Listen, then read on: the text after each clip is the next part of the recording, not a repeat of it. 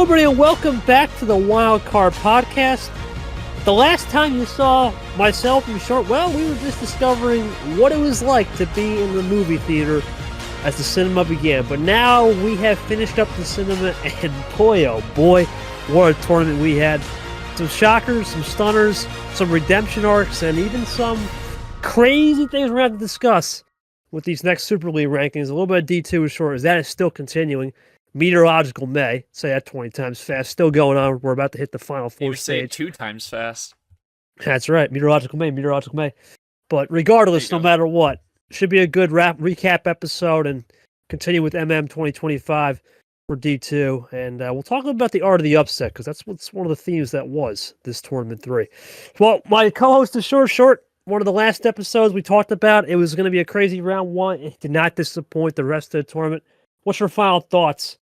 Or I guess your opening thoughts, but also your final thoughts, because you know the results as well.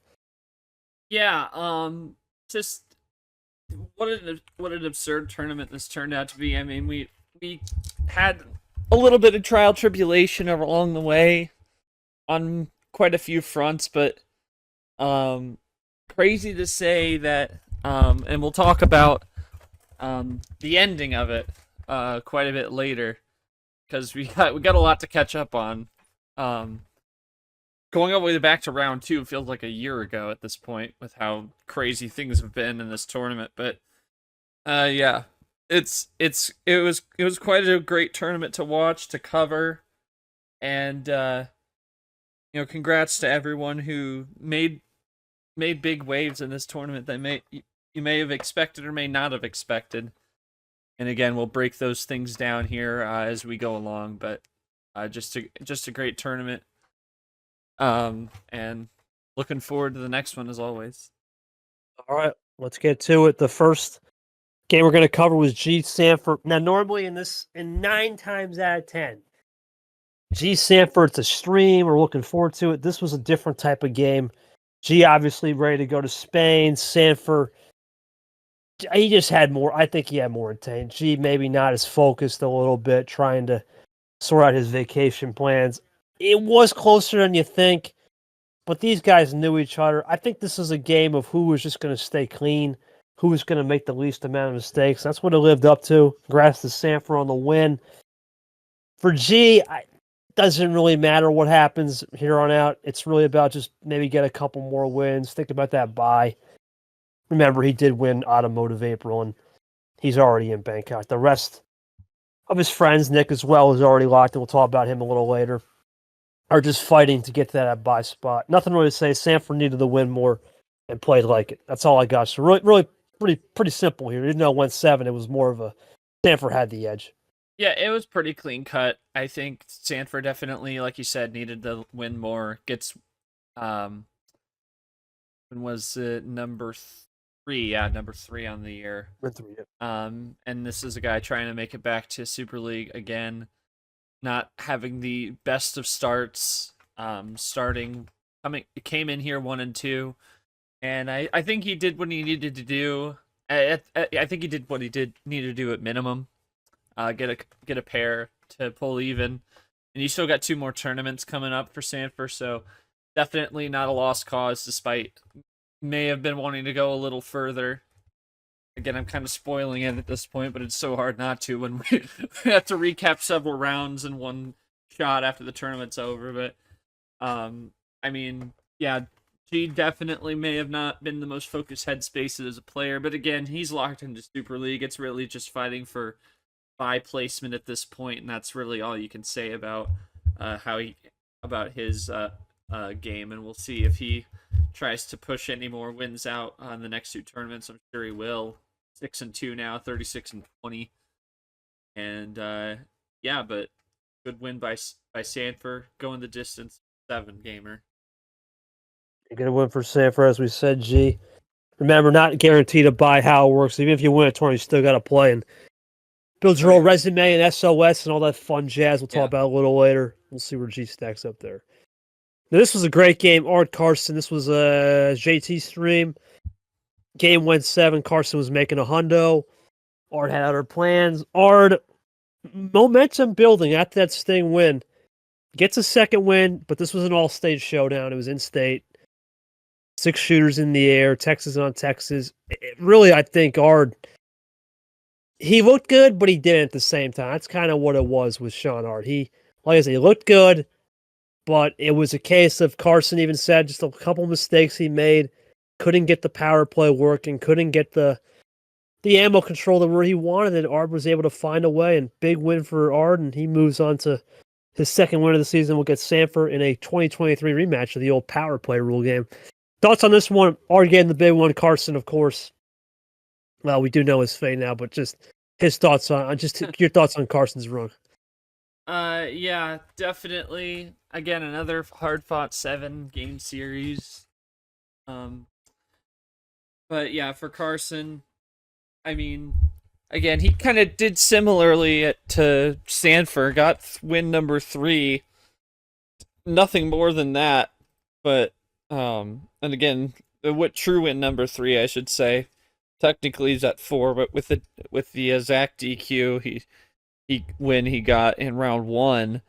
But yeah, ultimately, I think this tournament was really Sean Ard coming out to try and prove that he is not dead. I mean, we were talking about the start of the tournament, like we talked many times last year about how consistent round 1 Ard is, and he came out and proved that he can still do it against Sting, and then what he did against Carson, and then of course further down the line shows that he is still a formidable player, not someone to look past. And again, we're gonna talk about it with the Art of the Upset and all of the parity we've seen, and really, I think that's the key word for this tournament. And we're gonna probably keep using that as a buzzword at this point, is parity, with how anyone can really get a win.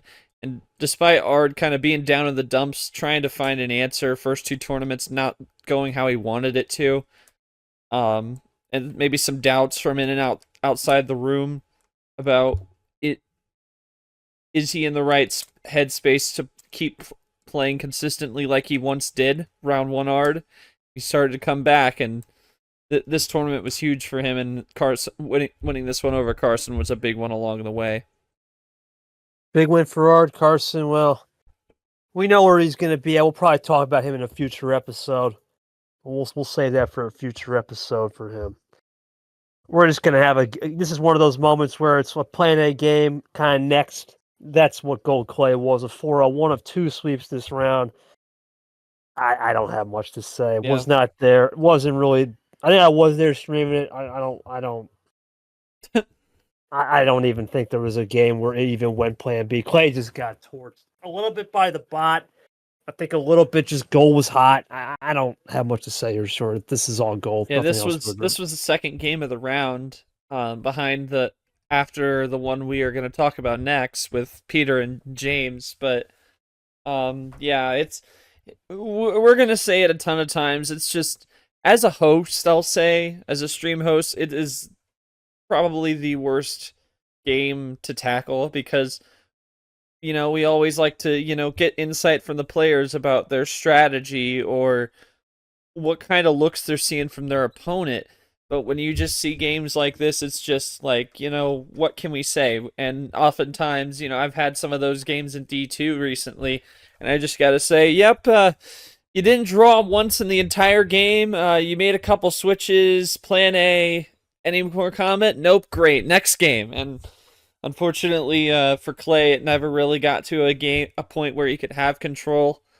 And ultimately, Gold got the big win there. And again, another resurgent story in this popcorn region. It turned this entire, and the regional pod, as we'll talk about when we get down to it, is just crazy how to see a bunch of familiar faces you hadn't seen really make a lot of noise since 2023.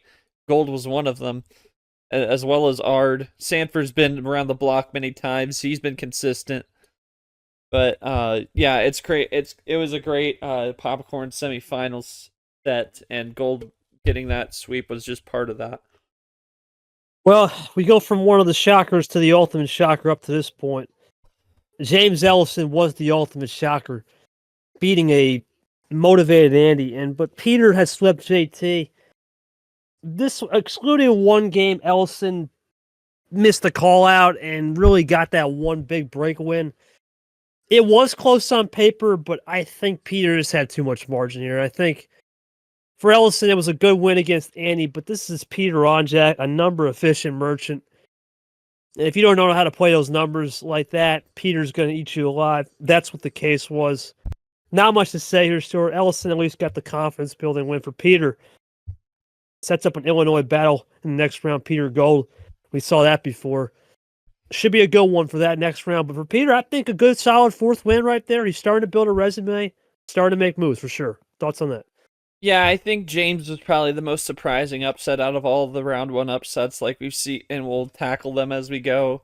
But this was definitely the most shocking one to see, because we had talked about this, like, we're talking about anyone can get a win, but the way James Ellison was playing up until that game against Andy was, we just couldn't understand a world where he would possibly get a win. Like, most anyone we could say, you know, they have a shot. They have a shot at getting a win, just despite being between 13 and 16 seed in their region.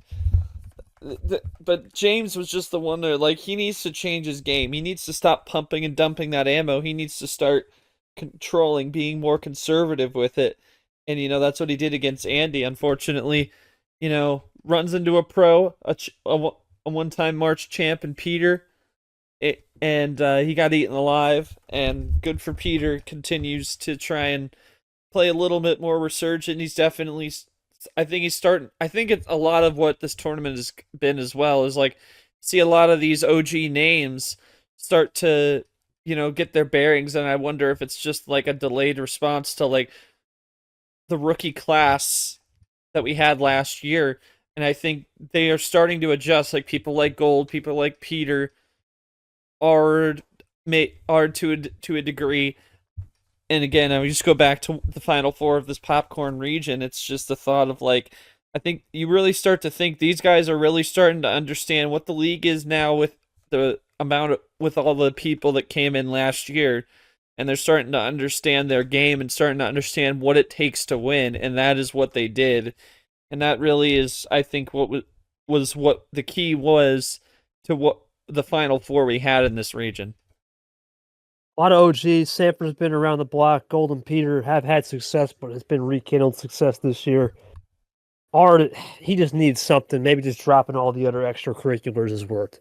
That's the one thing with him. Yeah. Drop all the extracurriculars and go for it. It's working now. No doubt. Well, we go to my game. Normally, you'd think this would be a normal KT, and far from it. Problems with the bot before the match. Had to reconsolidate. There was two bot issues. The other game would have been Zamba Vapor. We'll talk about that a little later. But this was a good learning experience. Now I know when there's a connection error. You see that a couple hours ago. Lane Hockey, the other one. Yeah. You see that? I now understand. And honest to God, I did not mind losing this at the end of the day. Because I know people can't stand this strategic stuff, K. Well, I have the margin. I'm the one guy. If you look at it, if you look at the past history, you can ask Sanford, you can ask anybody in the league. I know how to find a way to win early in the year, and then I can play games in the middle part of the season. And yeah, is it risky? Am I losing reps? Sure. But am I helping someone? Sure. Are they doing the work for me secretly? Yeah. That's part of the game. It's part of the game when you have quads, you have a resume, you have a strength of schedule. And for Abian, sure, he has a DQ loss against me. Now he gets the win. Maybe he can make a run. I have no problem losing here, honest to God. I'm in a great spot. And I had 7 wins, and I know the board where it's at. We keep moving forward. We'll see you in T4, and we'll go from there. For Abian, though, that's a confidence win. Obviously, I'm not going to get too much in the situation. He's a changed man. Let's just go with that. Let's go with that. That's all I got. Any thoughts on this game? Because you were streaming it. It was a weird stream. It was a weird stream. Me and JT were there. It was the last stream of the round, in fact. But yeah, we were just thinking, like, this is a big redemption arc for KT. We had this lost media scheduling issues with Abion and T2, and we were like, well, we were talking, I talked to you about the fact that you're able to, you say you were able to step into your office, take the host hat off, and just play the game, and then the bot issues happen, and I'm like, damn, that's just brutal. But I mean, it is good for Albion, no doubt about it. And again, we talk about parity. We're gonna talk about it the rest of the night on this one. You're in terms of number of wins, you are what? You're fifth on the board right now. That doesn't necessarily correlate to top 25 Super League rankings, as they'll be revealed later this week. But at the same time, the parity keeps like the top of the table in terms of wins, 8 wins. I'm pretty sure the world champ was at the top of the table come Super League reveal, after post T3 Super League reveal last year, and she was already at 10 wins. So I mean, it's a different kind of season. And again, we're gonna keep talking about how anyone can win and anyone in any damn situation. And that's just causing things to be the bar for Super League to be a bit lower.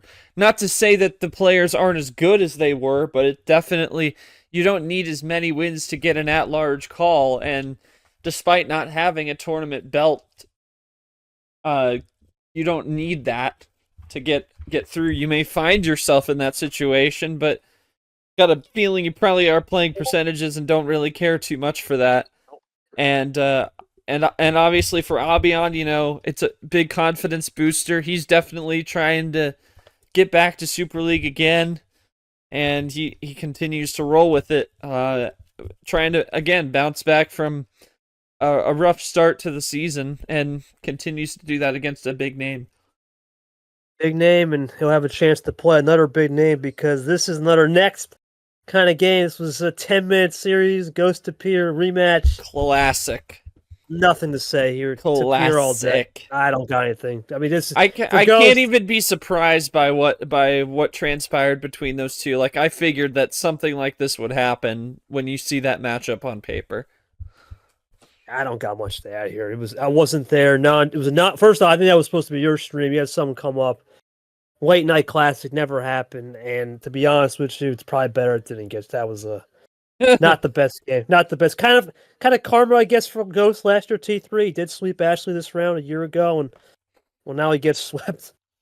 And that's just sometimes how the game is, and that's the kind of players we see do that, and that's just what it is. Yeah, for 4L for Ghost, it's really about. I think it's more going to be about T4 and 5 for him. I'm really T5. I'm looking at because he is a guy that can heat up, especially in that last tournament. We'll see what he can do.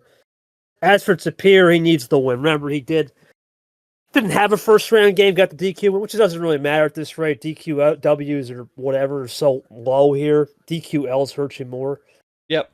But for Tapir, it's about confidence building. We'll see what he can do against Zabia. He'll be the home team for sure. Yep. Now we get to a really good game that I don't think anyone saw coming. Maybe I kind of saw it coming because, in a sense, you can tell when it's New York, New Jersey, records don't matter. It's a rivalry game, and to think that Acosta was able to get through on the first tri-state player in Logan in Pennsylvania, to get it through on Yoshi, especially the way he did it, his classic draw it out over an hour plus. My God, he put on a clinic. I'm proud of him, man. This is a guy that would get ridiculed with that slope. Even people in the past, it doesn't work that play. I don't know. I think it's working. It's working. You beat Yoshi and Logan back to back. It's working. What's your thoughts on Acosta's big run? Yoshi's he's got to take a hard L and swallow this one. Yeah, and we'll talk about it with his next game, which me and Seth covered, which was an absolute classic in the Sci-Fi 16. But to touch on Acosta's play style, it's like and I remember when he played Sean Ard last year, it was a war. That is what Ard build it as. Like, it was nearly 2 hours long, and that's just how Acosta plays. Like, for the right players, it can work. It can really, come down to it, and it can rattle them a little bit because you slow down the pace, you start making them think, and for some people, they may overthink their moves, and they might start to flounder. They might start to second guess their moves, and in that sense, for Acosta, it really works. Now, for some people who may like the slow pace, they might play it close, but if you played like a person like Ghost and you're just slowing the pace down like that, you gotta wonder how much that can rattle one's cage. But at the end of the day, Acosta, I think you would say this was probably one of the less surprising, I don't know, like necessarily matchup wise, but just in general, the fact that he's able to make a run from deep down at the bottom of the barrel nearly. You always told me that you thought that he would be able to make a run, pull a run out Absolutely. at some point, and this tournament was it for him, and it continued against Yoshi and further on. Anybody can make it right now. Like I said, we've hit a new standard with this league. We'll talk about, of course, parity, but I think depth is the other thing. This is no longer a league of 10 guys. That's it. It's 50 deep. It's insane how we've grown this thing, and good to see Acosta. They're all playing like pros, right? That's it, pro mentality. But it's good to see him get there because he's a player that was 52nd, the first. He would always be on that bubble every time, and now you'll see where he ended up for sure in the next game. Now, this one, I feel sorry for Vapor. This is where we started to have those connection issues. It was before my game. We should have stopped protocol. We should have just stopped the game right there and should have restarted it. We should have picked it up. I did apologize to him. We didn't know. Vapor was just getting absolutely torched. He was down 3-0 in this game, and I just had a feeling delaying the inevitable. And then when those issues happen, that's all she wrote. For Ed, a humongous win. I mean, he needed that win for confidence, but sure, 5 wins from the season for Ed. Remember, at this time last year, I don't think he had a win. Or if he did, it was 1 or 2. This was that the was tournament for him. Yeah, he had a great tournament here, and I think for Vapor, he'll come back. He'll take that one on the chin and get ready for T4. What's your thoughts on this one? Because I think Ed, the light switching too also plays into that. Vapor and him Again, both like the light Edison's switch. back. For sure. Yep.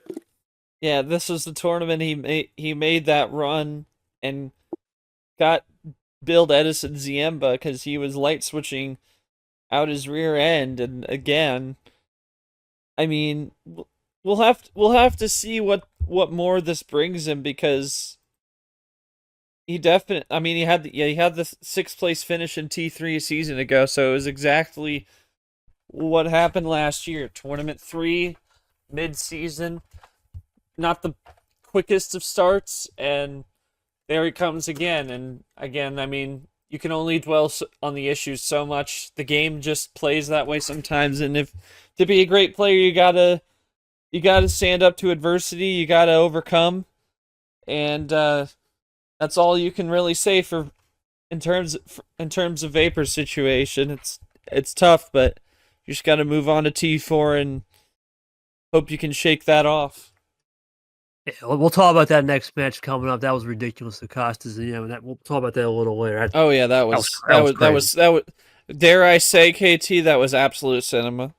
Yeah, there's a lot of that. There was a lot of that. Yes. This next game was not one of them. This was another. Yeah, you see the scoreline for it. Yeah, but it's Myth. Problem with this 20-minute series, less than 20 minutes, or it may have been 25. It was just quick. And that's how Myth plays it, man. He's been dying on this hill and will never change. Quick, 7 cards, 6, 5, 8. We talk about captain. Well, then this is another cap elitist in a sense. He said, "Okay, I'm going to play it quick and come bring it." Well, unfortunately for goalie, it's not a style that maybe just wasn't there. Having played Drip, who had played more of a drawn-out style, maybe getting a little bit too much luck in that first round.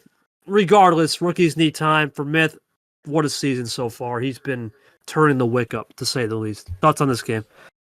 Yeah, and I think this kind of goes back to think about what the rookie class can really bring us, because unfortunately, we may not see any more of Gone this season, And No. I mean, who else is there? You have background hockey, Goldie, all in similar situations. Camaro has only gotten the Sanford win. Jenna's only got the Brock win. De facto Steven has rookies and nothing. Eric and M haven't gotten a win. Steven, the D2 champ, hasn't gotten a win. Nightwalker hasn't gotten a win, and now he's out. He's done. Yep. He's done, and he's going to be auto relegated, which is a damn shame because of how close he played Toaster Guy. We really thought he would be able to break out a run, but we wish him all the best, obviously, but you really got to think about it. We just don't know if we're ever going to see what we're going to see out of the rookies. We obviously see about most of them are going to stick around, like background hockey, Goldie. They're all going to be here next year. Gon's obviously, if Gon can come back, he'll be in D1 next year. Obviously he's real busy, but I just wonder when we're going to see a rookie really start to take those steps. And for a few of them, they're going to be on coming into T4. They're going to be on some serious thin ice to try and if they want to stay here or get relegated back after getting promoted. And as for Myth, I mean, classic Myth, right? And we talk about this formula. Some people don't like it, but if it gets success, why change it? If it ain't broke, don't fix it. He can always adjust if it's not working in any particular series. It may not work as much for the next guy, but you got to respect it. Game respects game. That's it. And it's not up to him to change. It's up for the opponent to adapt. And wasn't it for Goldie? As I said at the beginning of the year, these guys need time.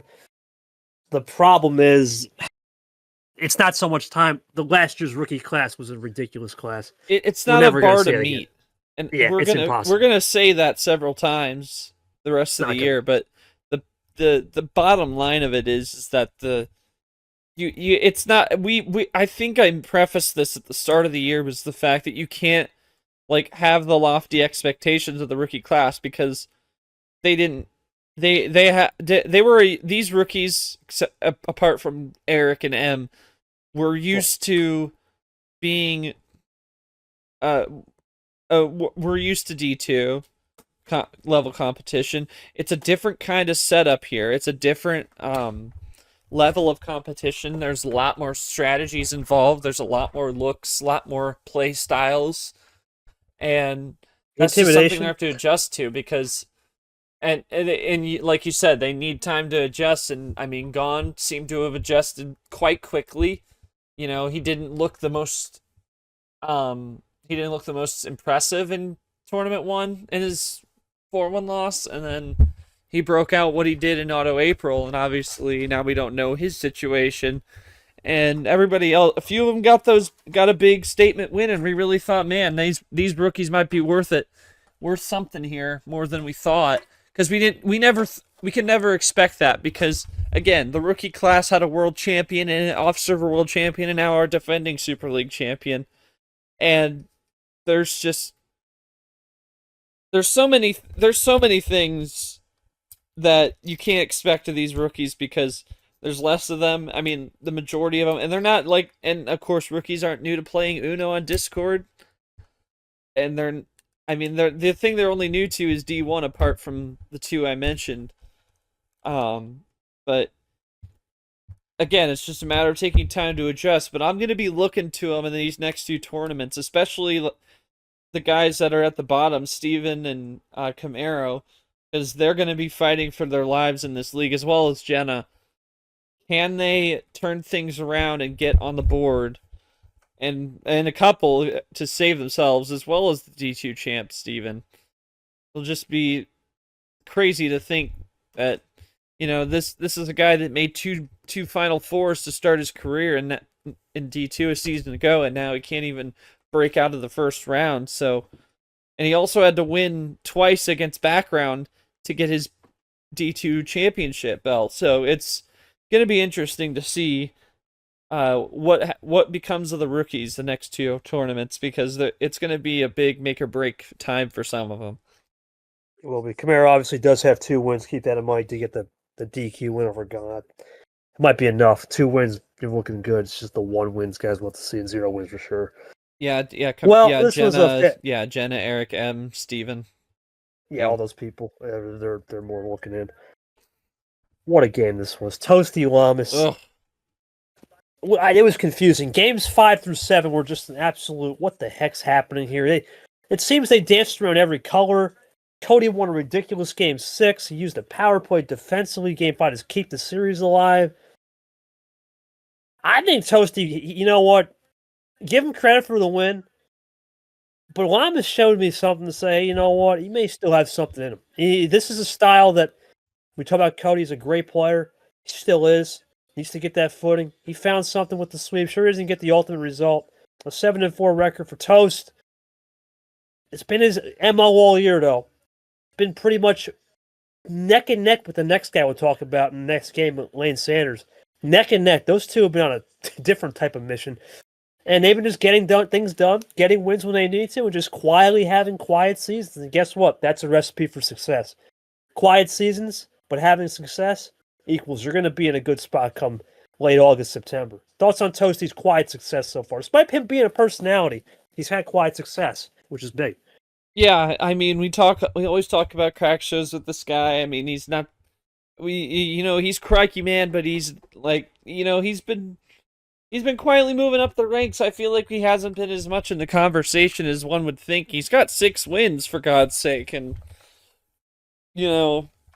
it's definitely interesting to see him go. And he was a Super League player a year ago, and it's been different because he kind of got his way there by making an unexpected run last year, where we really didn't expect it. And now, the expectations are levied on him, and there are some players that had huge seasons with low expectations out of that rookie class, and some may not be doing as well, but others like Toasty, are quietly meeting those expectations, and he might be in a position here soon to bust those expectations wide open and keep pushing forward.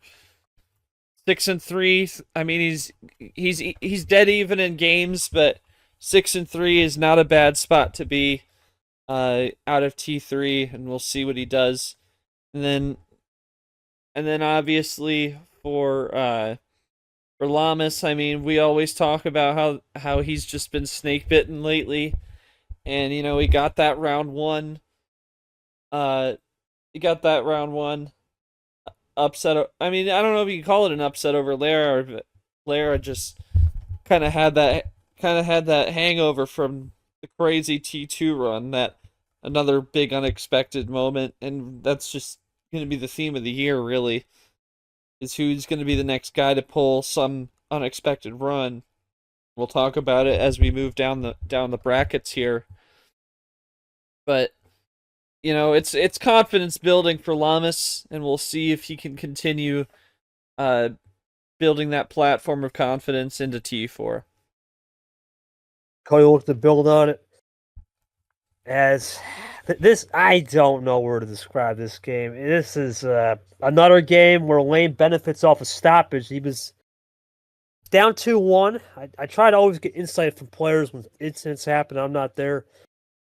I talked to Hockey, man, and he just felt he needed to finish it off that night. And then once the reset happened, Lane basically said that night it wasn't it. He was making mistakes. Then he gets a fresh rebirth, and what does he do? Well, he wins. We saw this with Nick.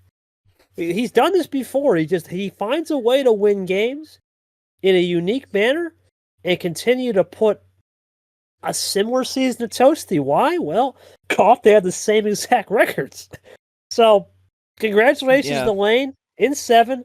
For Hockey, the only thing I'll say is he does build confidence, and here's why. He won the class, but there's a caveat, which we'll talk about in the next game that follows, on why he won the class.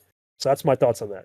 Yeah, and, I think for Lane, good for him, but again, we're going to keep talking about how he needs resume-building wins, and you don't have many. He does not. He's 6-3, credit to him. But he needs a strong win, which means he needs to go deep and hope that the parity doesn't take over. And unfortunately for him, which we're going to talk about in a second, it took over. And again, we'll talk about what happened with that in the next round. Let's get to it, because everyone thought background character's going to come in here and, play Ashley. Well, there's no Ashley. No, how about Mac? Well, I think background screwed it himself. He said it himself. Game 1, or no, not Game 1. Game 2, he had the winner. Right? He has the winner. Right. Tries a fake wild, and, well, that's a costly mistake. It gave Mac new hope, and think about it. You give Mac some new hope, who's already on pretty good house money out there in Ashley to win. He just got richer off that. And I think for BC, we talked about it, it's a rookie mistake. And you can't underlook or overlook anybody in this league. Matt Johnson, okay, at 15, it's a number. Seth has said it many times on stream, it's a number. It doesn't mean jack. And for Mac, what a win. Gets his second on the season as he starts to build confidence. Proud of him, for sure. Thoughts on this one, though? Yeah, and I think that in the case you can't look past your opponent. I mean, Mac just pulled off. I mean, we talked about it before when we recapped round 1. I mean, Ashley was going to forfeit to Game 7 if it went to Game 7 just because of all the things going on around her at that time. So, I mean, not to take away from him. And again, background, you can't look past your opponent. Like Mac was still up 3-2 in that series against Ashley, so he still props to him. You can't look past your opponent. You got to be careful. Ultimately, he got the job done, and again, it just keeps continuing, and we're going to talk about him a little bit more. Yeah, we'll talk about him a little bit more, for sure. Give me the invoice, Mac. Anyway. Oh, boy. Regardless, though, let's go to the next one. We got a lot to cover ground here. Was not here. Another guy that loves this tournament.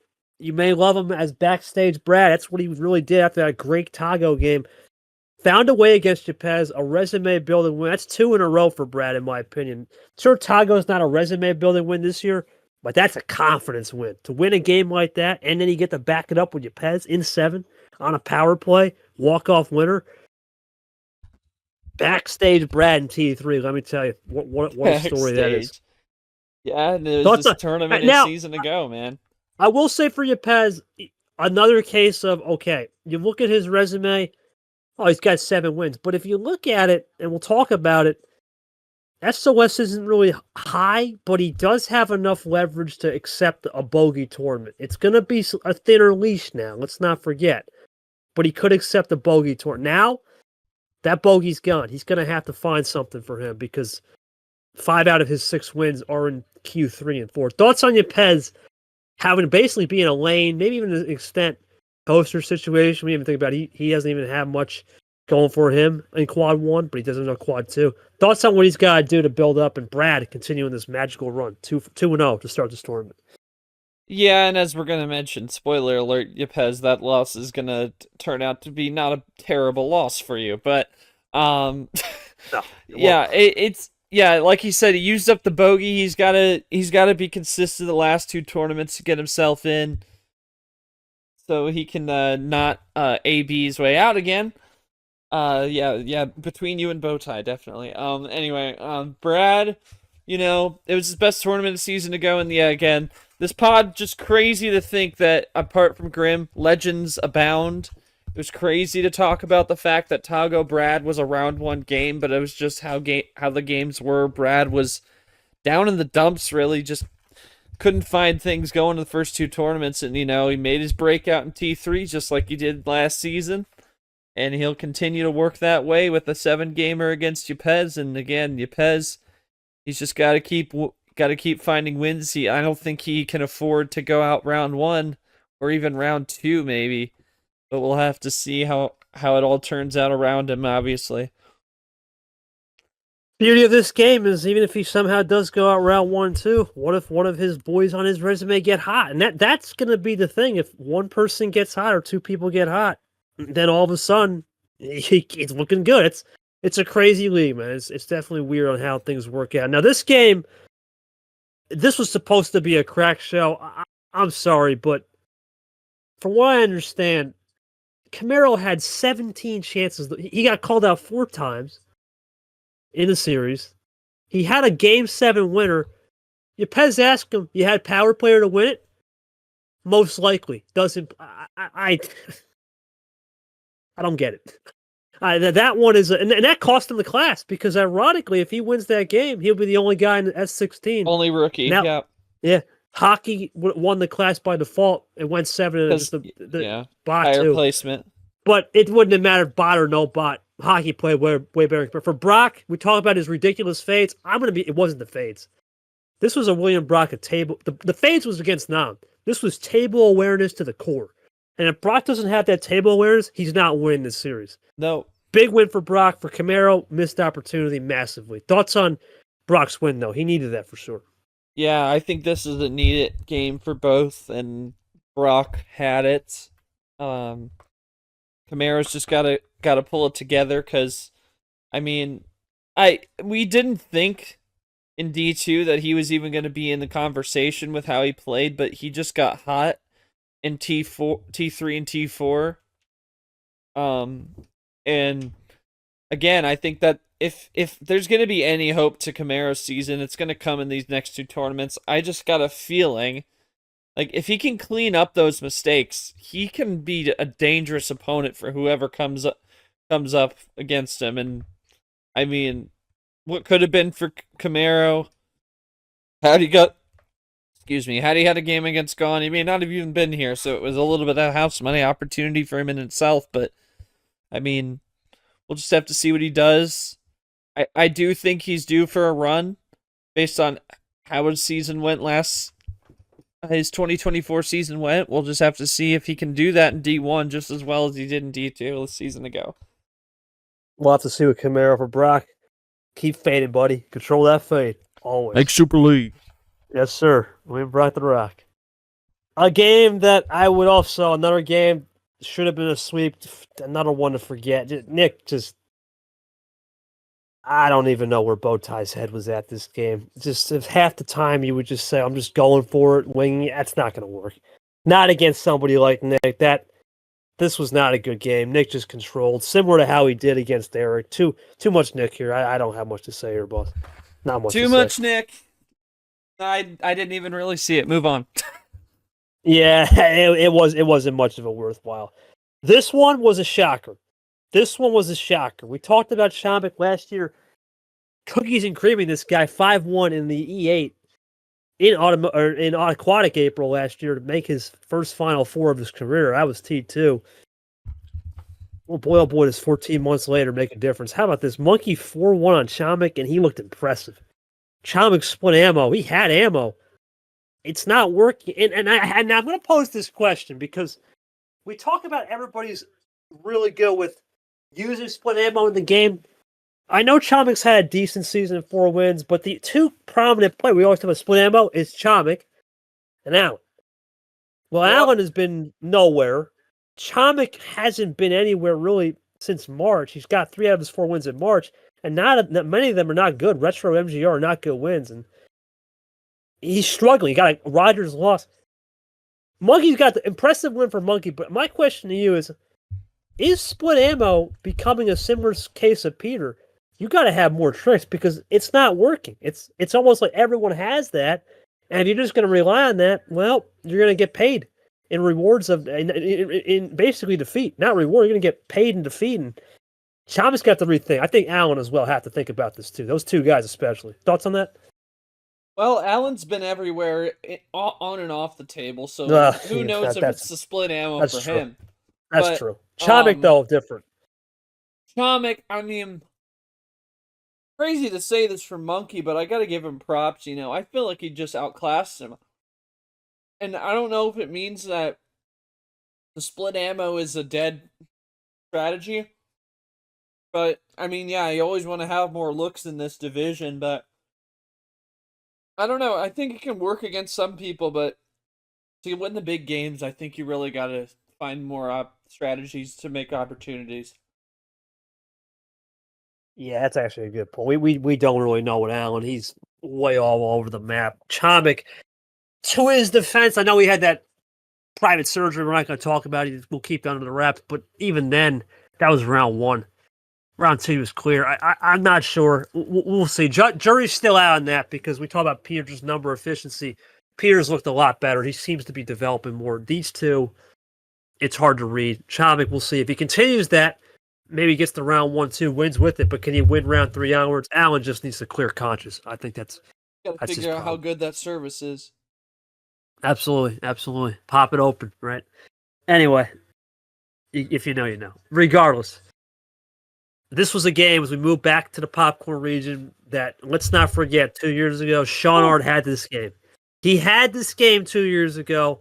If it hadn't been for a power play and someone walking in his room, he wins the game. And without this game, we don't even have the current PP rules. So thank you to those two. Ard already got revenge. He needed this game. I think for Sanford, I know he was talking about card history, but I'm sorry, man. This was 100%. Sean Ard just played the way he had to play and got the job done. That's what you gotta do in those games, and that's his third win. That's a huge win confidence-wise. Thoughts on Ard making his first ever E8? That's a story in itself. Yeah, that is a story in itself. And from talking about can Ard still win in this league to Absolutely first E8 is just spectacular for him.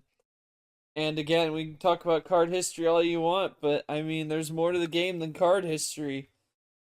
I'll go back to a good quote I know from Harvey Specter: "You don't play the odds, you play the man." Of course, referring to poker.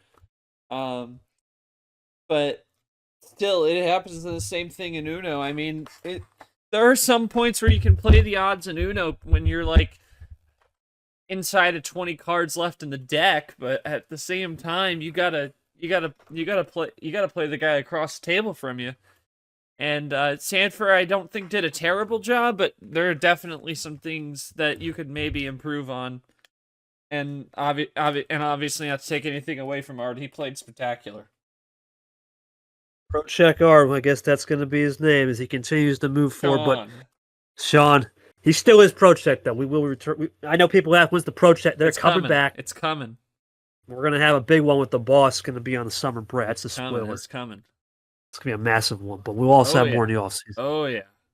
Speaking of what a game this was, Peter Anjak pulls the pin early. I'm going to use my power play and get up to a 2-0 lead. It was the ultimate cat and mouse game. Tortoise versus hare. Peter was the hare. The goal was the tortoise. Down 4-3. Keeps the power play back pocket. Game 9. The reads were insane. I remember I had that split ammo Chomik +4 from goal read. That was crazy. Man. Still one of the craziest reads I've ever done in my career as a host or broadcaster. But what a game for goal! I didn't want to see no one lose this. That's how good this game was. What a booth that had. KT Art Caesar Fitzy, for Peter versus Gold. Fitzy was there too. I mean, it was unbelievable. But regardless, what a win for Gold. Another player, T3, seems to be magic. We always talk about players not loving certain tournaments. KT in March. Well, but Gold in T3, Brad in T3. Something about those tournaments they just love, and for Gold it continues here again. Thoughts on the win on Gold? But Peter, solid so far. 4-3, really better than where he was last year. He was nowhere for sure. Yeah, no doubt. And again, I mentioned this with Peter a bit ago in the round 2 recap, but just continues to show that he was able to adapt. And again, we talked about it mid-season last year was, he was being a little too one-dimensional with just the light switching. He needs more to win, and that's what he did. And Gold, huge win for them. And, we talked about how much, the Gold downfall needs to be studied. Just from a tournament winner in 23, just had an abysmal 24. And we didn't know if Gold would ever, reform, but that win against Caesar was kind of the springboard into what we're seeing in this tournament for them, and that's just a huge bounce back, career-defining bounce back for Gold, and gotta give props to him. Big win for Gold. For Peter, he'll have a chance in T4. 4 wins compared to where he was, I think, 1 or 2 last year. Yeah, he's definitely in a better spot. Way better. He'll move forward. I think he'll take this one to chin. Yeah. Well, Abion Tapira, we talk about this game. How would Abion handle the legend on legends back to back? Well, handled it pretty well. And I think for Tapira, this was a case of just not getting to what he wanted. He had that massive game against Ghost, but once again, he even said in his quote, "Did I get too much luck in that Ghost game?" And well, a little bit, but I think Abion also had some looks that Tapir wasn't ready for. Big win for Abion, looking good now, starting to build a resume, getting back to the EA for Tapir. Weirder season. Weirder season. Remember, at this point last year, he had already had a Final Four. He was on a showcase level. This is a little bit different. Now he needs to figure out a little bit more, playing a little bit more adversity. He'll be happy to go into T4 where he had happy hunting ground last year. Thoughts on a big win for Abion, though, moving forward, as he'll move to win number 4 on the season. Yeah, win number 4, and again, big resume builder once again after you win against you. It's big for him to try and push his way into Super League, like I mentioned before. And again, he's starting to pull out some more stops that we hadn't expected from him, and that's starting to make him dangerous. And again, we're going to keep talking about it. Parity, parity, parity. Anyone can win, and anyone can adapt and change as a player and, come in with an element of surprise. And that's what Abion did. And as we're going to talk about him later on the line, it did bear some great rewards for him. Definitely a big win for Abion. He moves on to his second E8. And then this right here, is in the words of Art, was cinema. Woo! What a game. It's all you, because you and Seth were on this. It was a Oh my podcast in goodness. itself. What a Go ahead. game that was. It's if we were doing this when we wanted this podcast when we were wanting to, it would be a lot more fresh, but I'm gonna try and do my best here. So yeah, I mean, there was a lot of respect for both between Acosta and Ed, and Acosta coming in with those big endurance war games, and we were like asking Ed, how do you expect to combat that strategy from Acosta? Well, he played directly into it, and he wanted that smoke with the endurance battle. He went straight for it, and it was a slow series, but we had lots of good conversation. Me and Seth, it just crossed 3 hour stream total. We unfortunately had to cancel a D2 stream, which I'll talk about those games in a little bit. Unfortunately, because of how long it went and my own schedule, like that entire series was a best of 7, went 7, and finished before we were even done with the stream that started 2 hours before it. So is what it is on that, but crazy series. Acosta up 4-2. Ed still had the power play, used it to get the win, and he said that it was kind of trying to get the momentum to swing back in his favor. Well, what happens in game number 8, wins it, pulls it to 4-4, but Acosta had the last laugh in game 9. Just a terrific series, and I was saying, I will absolutely vouch for Ed to be the best of the rest in this round, but we're going to talk about it a little later down the bracket. Things got even crazier, but props to Acosta, continues the roll, gets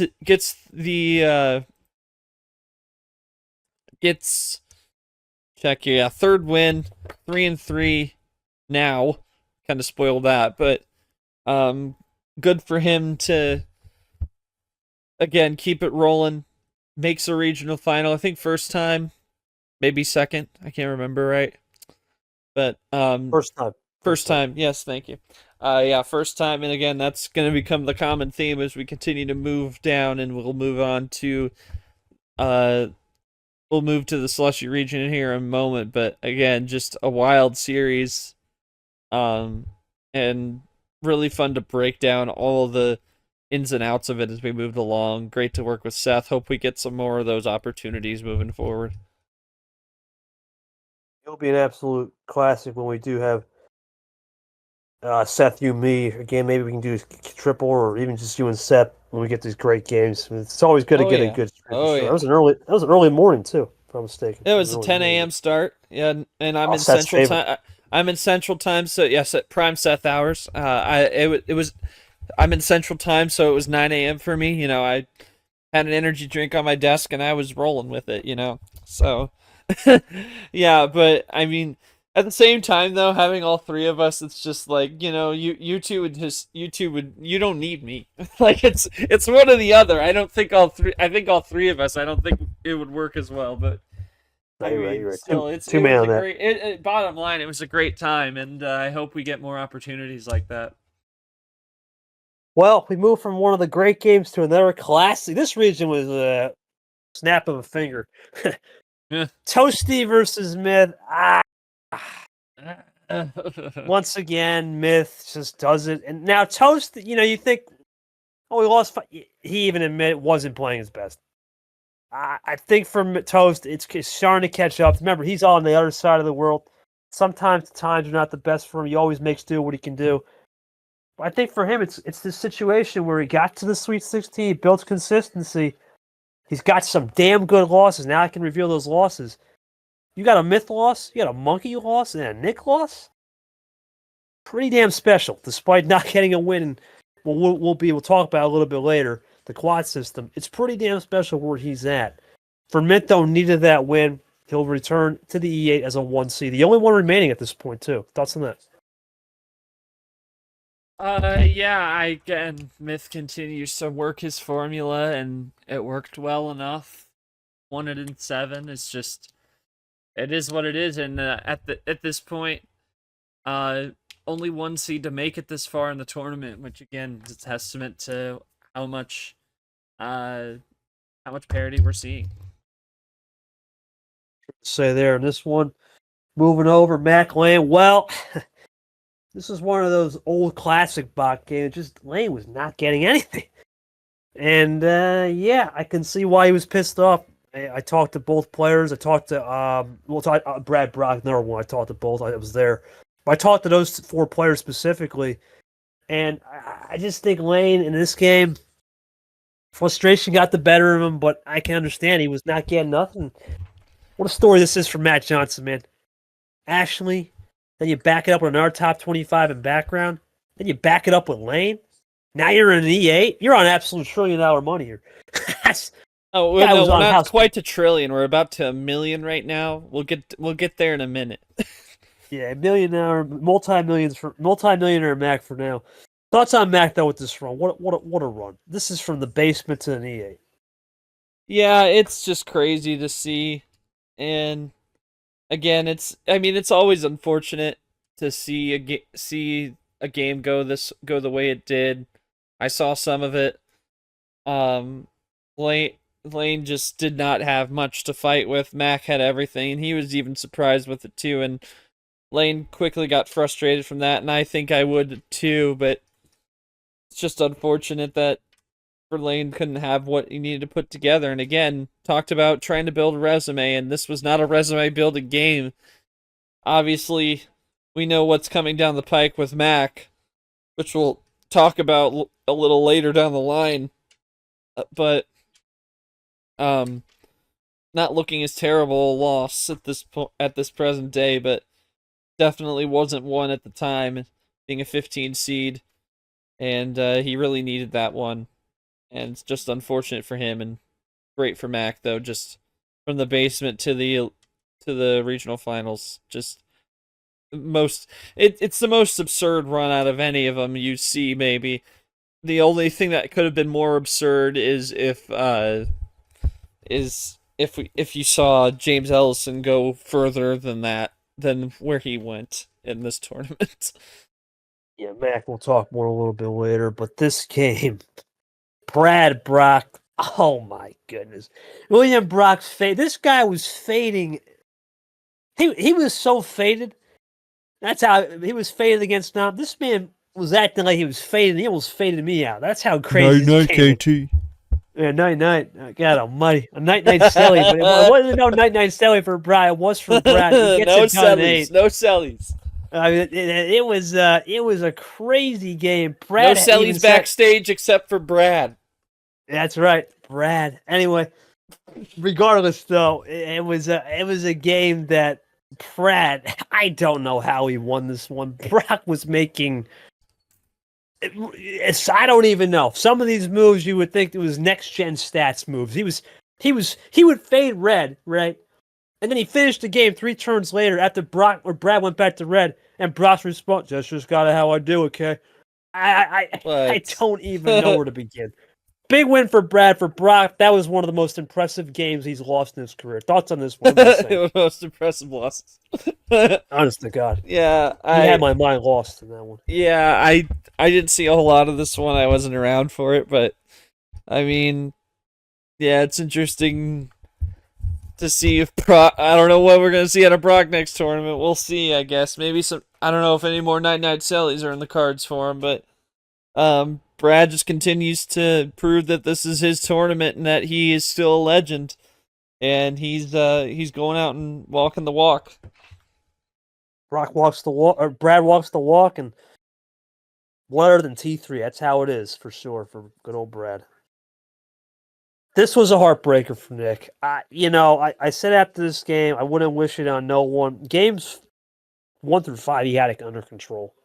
Under control, up 4-1, everything going right. And you're looking clean. Game 8 comes around. He's got the winner. Monkey with a defensive power play stop. I wouldn't call it of the season, though, because, and for Nick, he talked about, man, if I had just got he had some internet problem. He had just typed out the 4 command chain. He had 5 cards left. He types that out. He gets to, it's a safe zone. Monkey can't do it. He just tried the one play and finish it quick. Monkey was aware, and as sometimes they say, table awareness is the 12th man of this game. Congrats to him. He looked like a different player the second half of that series. For Nick, that's a tough one to swallow. He, at that point, was dominating everybody. Bo, Eric. He would have had a chance to beat Brad, but not enough. Monkey, this season of unbelievable expectations, which were pretty low coming in, has turned to now, holy moly, this guy's on everyone's radar. He's seeing red. Thoughts on that? Yeah, I Mr. Cookies and Cream, KT, that Cookies and Cream, he is going nuts on that. And I just, I got to give him props. He's finally, we could call on all the stupid crap that over the years, but good God, he has just really started to turned it up. He's turned it up. He said, put some respect on that Cookies and Cream, KT, because he is absolutely creaming everybody on the table, absolutely destroying them. And down 4-1, just and the resilience as well, just absolutely remarkable from him.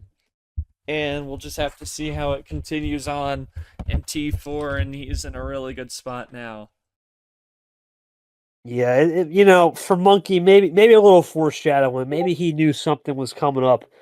Because he must have known something. That's all I'm going to say on Monkey. But we'll see what he can do come the next round against Backstage.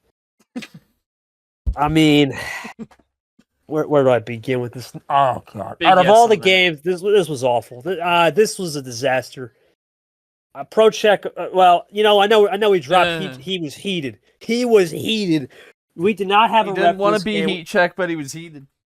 He was heated, rightfully deserved. I mean, Sanford was supposed to ref. He took responsibility.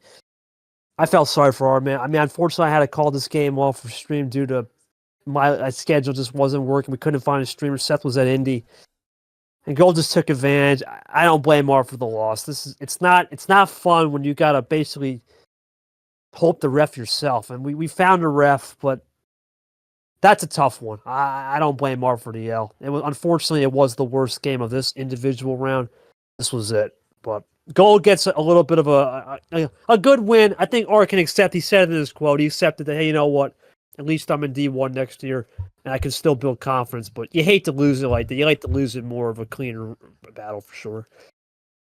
Yeah, I don't have much to say. Yeah, it's kind of similar to Lane's loss. It's disappointing to see games end like this, but sometimes, we talk about all the strategy, but the game of Uno was founded on luck, having the right cards in the right time, and that was just what it was for Gold. And Ard will look forward, obviously, not worried about relegation anymore, and obviously, I really didn't even think about that, but he did what he needed to do to take that worry away, and we'll see what he can do. Maybe make another deep run and come into the Super League discussion. He's got 2 tournaments to do it. It's not an impossible thing, especially since the people we're talking about making Super League are only 3 wins ahead of him right now. Absolutely. We'll talk about that a little later. We're going to do something a little different. We're going to say, well, who's going to play good old Verigo? We're going to go to Region 4, of course, 1 versus 4. Yes. Classic. Only makes sense. Unfortunately, this was not a good game for you. This was Memorial Night. It was I wasn't there. I looked back. I didn't even want to. It was just tough to watch. You were just suffering out there. But can you? It was a great game. It was a great game. Don't get me wrong. They were like the pace was crazy, and I was exhausted. Yeah, it's hard for me to lead on a stream solo when they're taking their time like that, and they were being very methodical, both Monkey and Brad, and got to give props to both of them. Have terrific tournament runs, and ultimately it was Brad in Game 9 getting the job done and making a second consecutive T3 Final Four, looking to try and defend his belt there, and for Monkey. Not a loss you can hang your head too low on. You took a Legend 9 after taking a tournament winner 9 and winning, coming back from that deficit as well. And again, a Super League player in Chomik, so you can't beating him in 5. So it's a tough pill to swallow, but ultimately get the job done. I would have better analysis, but that game was just so hazy for me. It's hard for me to get specifics. We'll accept it. Unfortunately, none of these games I was here for. And the next game, I was not here for this one either. Albion Acosta. That was a late night with G at 9:30. The best I could say on this. Yeah, this is tough to really recap. This is where he probably should have came in. But regardless, I don't know how Albion won this game. Acosta, I try to talk to each player. I think Acosta said it. I think his best. This is the 3rd straight series, I believe. Wait a minute. No, actually, 4th straight series where he went the max distance. So he basically had played 32 games up to that. Battle tested, and at a certain point, you win 3 clutch situations. Sometimes it's just going to luck out. It lucked out, but man, what can you say? I pay the invoice to the boss, helping me out a little bit. And number 2, what a run though for Albion from a couple legends, and it beats up. Ironically, it wasn't media to this. Ironically, it wasn't an Acosta series either. It wasn't an hour plus. It was only 38 to 40 minutes. It's not Acosta's formula for winning. So you wonder what maybe Albion speeding it up a little bit, trying these lower card starts. Yeah. Maybe he got Acosta off his game, but still hard to say he got him off his game if it went 9. So big win for Albion. Don't really have much. I wasn't here, so I don't know. I wasn't either, unfortunately, but good for Albion. Makes a Final Four. Again, from ridiculed lost media with whatever scheduling BS and T2 to beating you there in the rematch of that, and made a run to the Final Four. You can't ask for anything better. I caught the tail end about Game 8 and 9 in this one when I got home that night doing some extracurriculars. Mac and Myth here. What a game. From what I understand, Myth was up 4-3. You were streaming this. He was up 4-3 with Coach. Trying to play and Mac just unbelievable Game 9. Looking back here, Myth basically, it appears he just played his +2s. Mac got the hand. He basically played confident and patient, and it was over. Eye for an eye was a common theme as well. And, I mean, we were here with Coach, but I think it might have been a little late for him because he wasn't, breaking in as much. It was 9 o'clock start, but yeah, again, it was just a crazy game. Pac Johnson never would have expected every time getting his way through and making a Final Four when the least I think that's probably Pac Johnson, probably like the second least expected one that made this deep run, and good for him to continue the role. What a run for Mac, and we're gonna go right to his next game, which will be Mac Albion, which was the first Final Four game. This is all you, buddy. Mac Johnson, I want to say this. He was down 4-0. The last time someone was down 4-0, Ashley. And who was the first person he beat this tournament? Ashley. I just and then the post game quote. Me and Monkey, and we were just at a loss for words. Like, it was wild to see because Avian just seemed to have. It was a tale of two series. The first 4 games, apart from I believe game 2, Avian had everything he needed. It was Plan A City, maybe A.5, maybe B. But he just had all that he needed, and it looked like he was cruising. And I thought that, like, you know, maybe Matt Pack will get a couple, but I think this is probably it for him. Well, then he won 2, and then he won 3, and then he evened it up at 4, no less. And I thought, you know, Arrow's going back to Avian game 9. I think he'll even this up at 5. No, he wins. He wins again and again. Closes it in 10, down 4-0, wins it 6-4. Just an absolutely absurd effort. And again, the pendulum swung so far the other way that Pac was able to. He had all the momentum. He started to get the hands to his favor again, and it's just crazy to think because we had 4 games where Avian had everything, and it was even in some of them, but Pac had the answers in so many. And I don't even know what you could say that Avian did wrong. Like, I just don't know what he could have done better to stop it, other than maybe some kind of stall power play in the latter stages. But it's just crazy how much that pendulum swung the other way. It was a seismic shift in momentum. I was so proud of him, man. Mac Johnson. Oh yeah, you gotta be. And when it's crazy, he said after the game, you know, felt like KT app, dude. I don't even make comebacks like that. If you look at my career, the biggest comeback I think I've ever had was 3-1 against DJ. I'm not a comeback player. Usually it's KT. I'm just completely OP, or I'm out to lunch strategically. That's it. This guy has picked up so many other tips from other players. He's played me. He's played Ashley. He's played Nam. He's played so many elites. Lane. He's building this incredible notebook, and now you throw him. Now at this point, he's a billionaire on house money, into a trillionaire after this game. Oh, trillionaire in the finale. Maybe zillionaire. I even joked with it. You might be a zillionaire. Oh, it'll be zillionaire when we talk the finale in a minute. Yeah, but regardless, foreshadowing. I'm gonna say this for Mitt. It's not a bad loss. It's gonna age, or not Mitt. Excuse me. It's not a bad loss.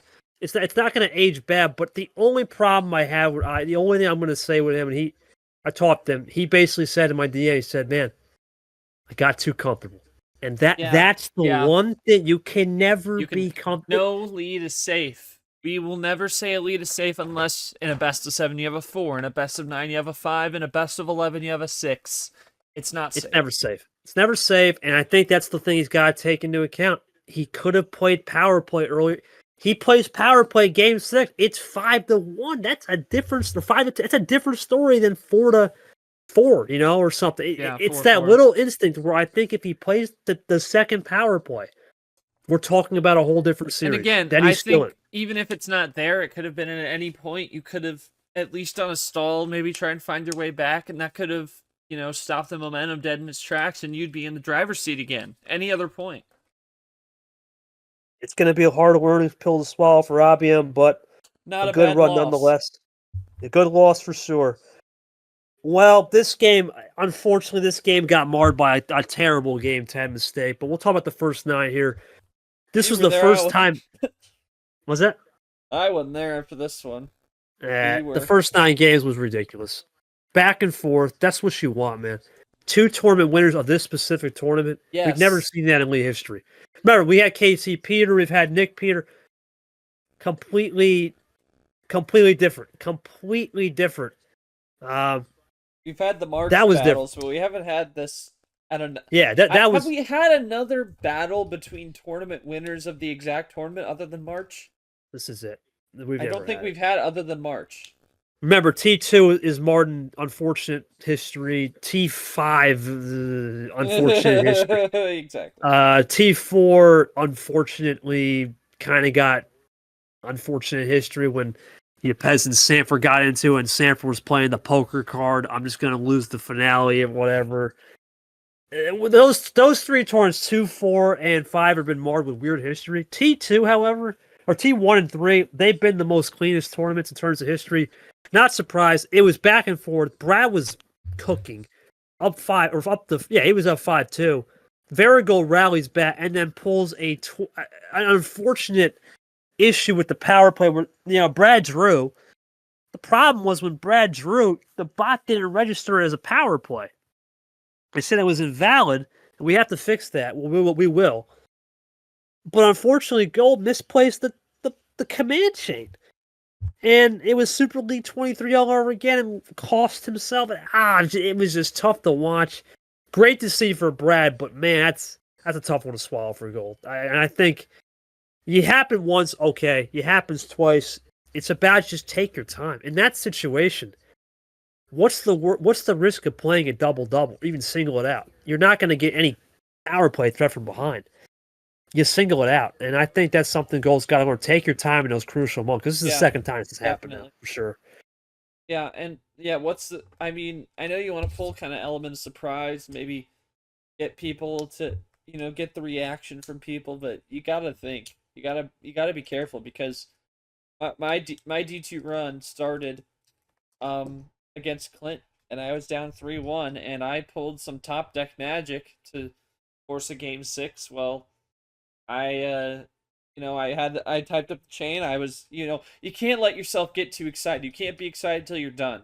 I had the chain ready, and I absolutely Clint play fumbled it. I typoed one of the commands along the way, and that I still won the game because Clint fumbled as well. But the thing is that the moral of the story is you can't be comfortable until it says you've won the game. You ultimately cannot. You have to make sure you keep your composure and keep it together. Make sure you get the job done the right way, and then once you do, then you can feel good about it. But that's really the key for Gold. But again, you can't look back at this and feel too terrible. Great tournament and a great resurgence to their career. Because my goodness, again, I talked about it the last 2 rounds we recapped for them. We were talking about Gold's downfall, just how absolutely terrible the 24 season was for them, and now to see finally regaining their footing and adapting, just huge. Yeah, you're only as good as your last at bat, I think, Gold. We'll talk about it real quickly. I'm just going to talk about I was not there. Just a quick throw. Lost the medal, but Abian won the medal. I think Gold even said they played right after. Or at least Gold played right after the loss. Yeah, I get why you play right after. After that mistake, you want to shake it off, get back on the old horse. Loose, yeah. Unfortunately, it was a case of just get back on the old horse, but I think it was just Abian had that day off. He lost pretty brutally, too. They both lost brutally. Abian just had a little bit more to play for, I think, but it doesn't matter. Abian gets the bronze. Now we go to the final act, the final movie, whatever you want to call it. It was something. I was not for the there first either. Time, the first time, yeah, G streamed the finale. It was an 11 o'clock game. I didn't expect that, man. Could you imagine G streaming finale? Well, it's still possible. T5 exists. But unfortunately for Brad, he becomes the first player in league history to win the same tournament, 6-2, and then lose it 6-2. But from what I understand is Mac, he fumbled Game 7 when he had power play, forgot Uno, but he found a way to stay resilient and get that one back, and then he just cruised. I mean, what can you say about Packwatch Johnson? He packed everybody. I mean, he packed everyone and put them in the cigar shop. I don't know what to say. Incredibly, now every Illinois player except for Ed in D1 has a tournament win. Let's go. Ed's the last guy left. He's gonna find one. Illinois is the most successful state. That's another story. But Illinois is the most successful state in this league. As I know, NJ technically, yes, by the record book it is, but it's covered with things we don't want to talk about. But regardless, things. Yeah, well, G at the same time he's moved back, but even them, he was all over the place. Really, NJ. You think about NJ, it's now KT. That's kind of it, and that's it. Anything about But G? regardless, He's an NJ. He's an NJ native. He was just at school in Florida. So regardless, congratulations to Mac. What a tournament run, man. I joked with him. I said, dude, where's the invoice? now You he's a trillionaire. you zillionaire. You just made me look good on that resume. Goddamn. But Yeah, where's the happy for him. Where's that invoice? Happy for him. It was one of the best runs I've ever seen from a tournament. I think it was the most surprising run in history. I know. Yeah, absolutely. Most out of nowhere. I know Varigold 2023 was definitely who's this Varigold kid came out the block, but Varigold. The difference was we had seen Varigold in other leagues, and Myth was really Matt Johnson. To show how crazy this is, he still has a career losing record. This was just unbelievable. It was once in a lifetime for him. Now he's in Bangkok. I mean, what do you got to say? And other than that's going to be a documentary in the off season. I'm sure the media team will have something for him. Maybe a sit down interview, but unbelievable. He'll pick the theme. He gets the one plate, goes to Bangkok. Thoughts on Max run overall? He beat Brad. He beat Abian. Okay, but then you beat Ashley. Then you beat Lane. You beat Not in Myth. that order. Background character. Just you beat us. It's a great run, win. and really, even if he didn't win the tournament, like that's a hell of a platform for a resume. Like he would have been in a great spot regardless of whether you won, which is again why the house money reigns supreme for him. Like with the silver, even if he had the silver, I still think he'd be in a terrific position the latter half of the season. Just with all the wins he got against guys at the top. It's crazy. Matt Johnson, ladies and gentlemen, that is a name you'll have to remember. Congratulations to the guy. There's nothing else to say. God. I don't want to hear this parody crap's not good. We'll talk about that in a later topic. This is good for the league. Everyone's got a shot, and Seth Cole said it best. It's just a number. Seeds are just a number. And that's what we wanted. In the past, I hate to say it. In the past, you're a 1 seed, KT or Sanford there, you might, or your peasant, it's over. Right? There's only 10 guys that could, you know, every tournament, 10 guys. Not that way anymore. No, the only time seeding will matter is Super League because it's a less field. That may matter, but that's it. Yes. Unless it's Super League, it doesn't matter anymore. Anyway, that's it because we got a whole lot of D2 to catch up. It's all you, buddy. All you. Take us through, what was it, round 2, I think we left off round on? 2? Oh, let me make sure I have the bracket ready for this. Good God. All you, right, go for it. Well, here we go. Let's start at the top of the altimeter region, and the archery April winner, J Money, he had a hangover. Bob Ross, Big Boss Bob Ross, came out swinging. Knocked out the 1 seed 4-1. Great win from him. And was able to be the tournament winner. Huge builder for him. Trying to really find his identity, I think, in this league. And now, that it was win number 3. We'll get to where he's at the present moment in a little bit. As we only have one regional final left as of the recording of this, and that last one is looking to be played Wednesday now. And again, I'll talk about that a little bit later. Excuse me. But our debutant of the tournament, Marble Side, made the Sweet 16, taking out Emmy, who had a crazy endurance war with Lemon. Well, endurance war and also a lot of yapping. But Emmy Uno did not prevail over Marble and makes the Sweet 16 first shot. Great run for him. Kind of becoming the Joao of this tournament. Joao obviously made the Final Four. Not as strong a run from Marble, as he will get eliminated by Bob Ross in 7 in those regional semis, but still a great start. And who knows with what you'll do in T4, but we will see. And then you look down to the bottom half of the altimeter region. You start with the 2 seed White Spider, who really had a big bounce back run in T2. and started well against Floppy House 4-1, then got the win over Rune in 7, a really great game between those two. Unfortunately, we were hoping to stream that one, but schedules didn't line up. She was in Spain, so I had to make the call on that. And then we had Luke and Guma. Luke just had every answer for Guma. Got the win, swept him, and then they met up in the semis. A great matchup, and again, for what? No, I think we actually did get this one.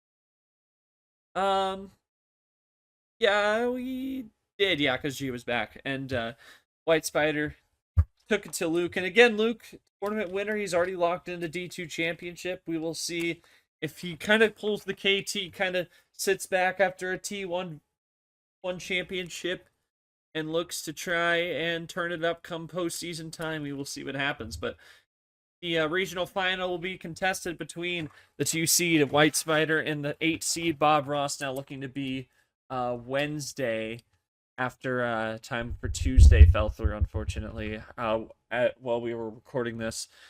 We moved down to the barometer region, and the first one was contested between Ridley and Nifty. Nifty, he's gotten some reps in the booth, gotten some looks at some of the other players, looking to try and pull a big shocker, but Ridley, too much for him, gets the win in 6, and he moves on. And then on the other side, you had Deleted and Dia.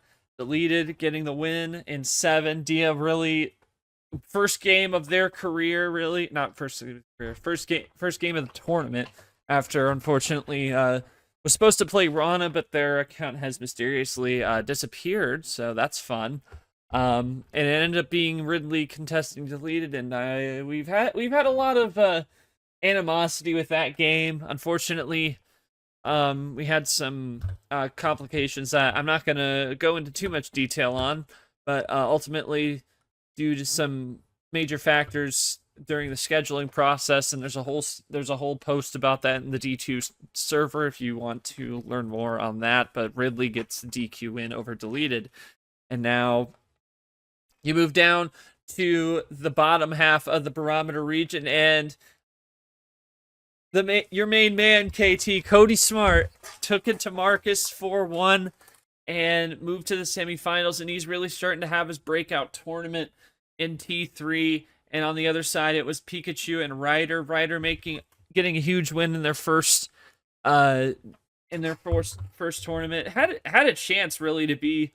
There were a few that could have been the top rookie this tournament. Ryder had a chance at that, but Pikachu ultimately had that one 4-3 after giving a fellow Myth Leaguer and Noah their welcome to the league moment. Absolute 0.6 on the CSM, the card strength metric, in that round 1. Just an absurd game from him. But he moves on over Ryder. So the second semifinal contested between said Cody Smart and Pikachu, and he ultimately it was a rematch for him. I couldn't remember exactly when it was, and Cody Smart moved on to set up the first 1v2 regional final in the history of Division 2. And it came down to Cody Smart winning it in 7 over Ridley. Ridley just saying he seemed to have more of the answers in that series, and he moves on to his first career Final 4 and in great fashion. Then you move to the Cyclone region. You talk about the top seed in the region, Geo, going up against Wes, who can be a little erratic sometimes, a little interesting to play, and Geo ultimately had every answer for him. 4-1 moves on. Then you go down to the 4-12. Tanya got the upset over Bree in 5 last round. Myhel taking out Jay Gibbs and a 6er, and they go 7. Tanya definitely showing more promise to her style, but Myhel ultimately has it, moves on to the semifinals, and it's contested between Geo and Myhel. Myhel pulls off the big upset, 4-1 in a 4-2 score. Moves on to the regional final. Moving down, Evan and Jordy.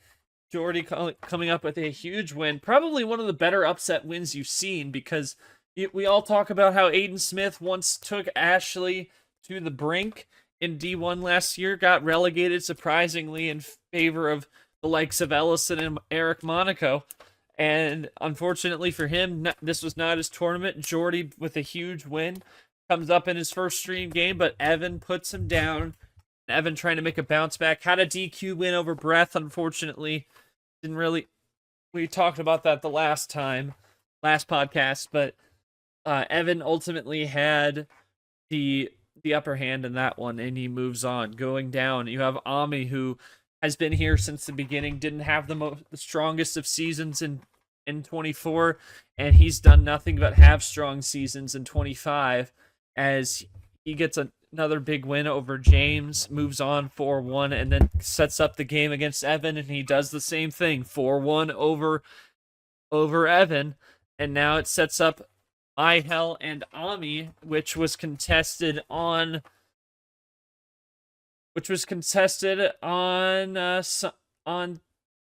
Sunday night, and it turned into a 9:30 crack show with me and Tapir. I'm sorry for people who are expecting professionalism, but that's just what it was. And ultimately, though, a great win for Myhel, coming back from 20 cards. And it was a weird series because the first two games, Ami just seemed like he had everything, but a huge mistake on the finishing chain in game 2, and he went down. The series was tied. We went to Myhel. He crushed the next 3 games. Ami was able to get one back on Ascender, but ultimately Myhel was able to come back from 20 cards in the 7th game, and he moves on to face off against Cody Smart, who moved on, Saiyan Titan, as he is also referred to. So that turns out to be a 2v4. Cody Smart will have that home field coming up in that Final Four game. And then the last region, we move down to the Drought region. Just a crazy set of games. We talk about Joao and Cage, a 7-game one. This was the one that was going on during the Acosta Ed game that we had to cancel the stream on because of my schedule and the fact that it went 3 hours on stream. But Joao he just made a Final Four. Cage is trying to show he's worth something. He definitely put up some good, impressive play, but not enough to pull it off against Joao, and he continues the roll. Cage just at 2-2. And then we go down to Taco and Arnhem. It was winning in for the LCQ. This one was on the same day, and this one we were able to stream. It was in prime time, 7:30.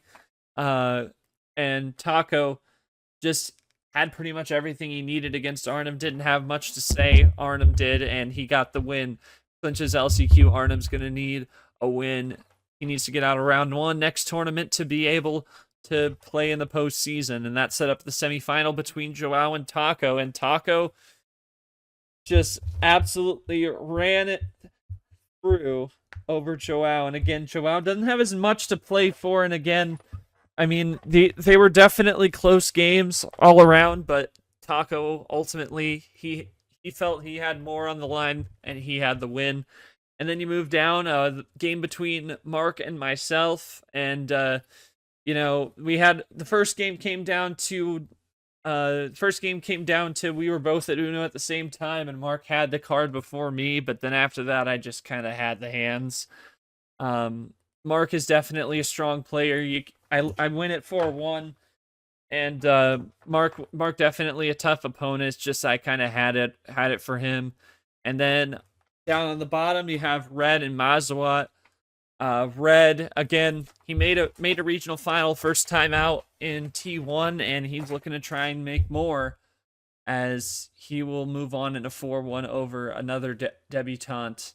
And Red really moving up there in the wins, getting his 6th win at that point. And then the semifinal between myself and Red, I didn't really have control of much of anything, and the metric wasn't even that bad. It was less so ammo and more number connections. He really had every connection where he needed, and I didn't. Just unfortunate. It's kind of a light hosing. He moves on in a sweep, and then he plays up against Taco and gets the win in 8. moving on to that final four. So he will play either Bob Ross or White Spider. That is the last regional final, and then of course, Cody Smart and Ami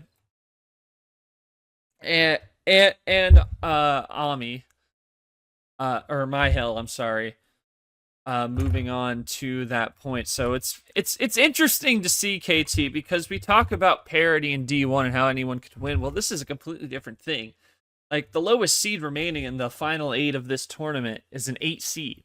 Now we saw some people make big runs, like or some big upsets early. We saw 2 13 seeds make it to the second round. You saw Marbleside make a run to the Sweet 16, but that myself and Marble were the only 2 double-digit seeds to make it this far, and it's just interesting to see. I think we talked about in D1 about Cream rising to the top with all the top players kind of getting their feet wet, getting good wins, moving to the top of the table. But D2, man, this is really happening in T3. Now we're seeing a little more low-level upsets, people making getting big wins, like Guma getting the win over Scars after a tough couple of tournaments. Many people getting their first wins, but ultimately, at the end of the day, we're starting to see some more favorites pop out. We see Cody Smart. He's at 8 wins now going into this final 4. He clinched LCQ just this tournament. Red had LCQ locked up already. My Hell as well, making a final 4. Ridley's in good position. I mean, there's just so many guys that we might see in D1 next season, and it's just crazy to think. I don't know how much you've been able to see, but I mean, from this tournament and what we've had left, what are some of the things that stick out to you at this? Cody Smart's the story, man. Like I said, you can hate him or you love him. He's the black hat to some people, but to me, he doesn't care if he rubs you the wrong way. That's as someone I used to know, and he's gonna be the story in the show. Red is gonna be an interesting one to watch. I'm interested to see what Luke and Joao, if they continue to play this poker. I don't know. They might. He's a smart guy. I feel like he's playing the kind of thing you did last year. It's not a bad strat. It's worked. It's just it probably works more in D. Remember, you don't have to win the D2 chip. That's not the goal. The goal is to get promoted. You have to get promoted. Yeah. Right.